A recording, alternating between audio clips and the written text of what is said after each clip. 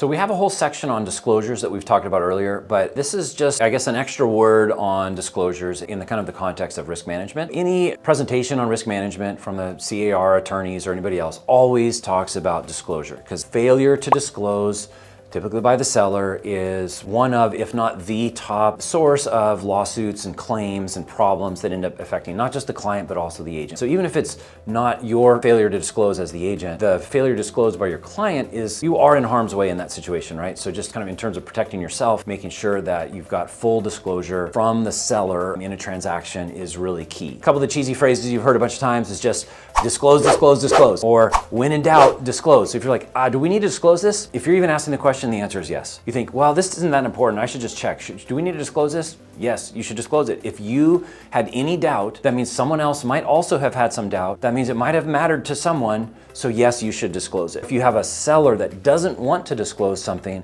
here's the way to think about that. The seller doesn't want to disclose it probably because they're worried that the buyer will react negatively to that information. That is your proof certain. That is a material fact. That is key information that should be disclosed. The fact the seller thinks a buyer might not like that information is really key. That is important information that needs to be disclosed. That's the whole point, right? If it's a material fact, something that someone would care about, something that any reasonable person would want to know or might even want to know, then it really needs to be disclosed. The last thing I'll leave you with on this is just a really nice tool in the CAR forms library is the DIA, Disclosure Information Advisory. And so it's a client you can give to a seller. You can also give to a buyer, but it's particularly useful with the seller. They're not agreeing to anything. It's just an advisory. It's advising them on all of the things they might need to disclose. And a lot of this is already covered in the other documents, you know, the TDS, the SPQ, the statewide buyer and seller advisory, and a handful of other things. But this DIA is really written for the seller, and it's a more formalized document that as an agent you can lean on when having this discussion with the seller. That document will back you up in writing with some of the things I'm telling you here, which is when in doubt, disclose. So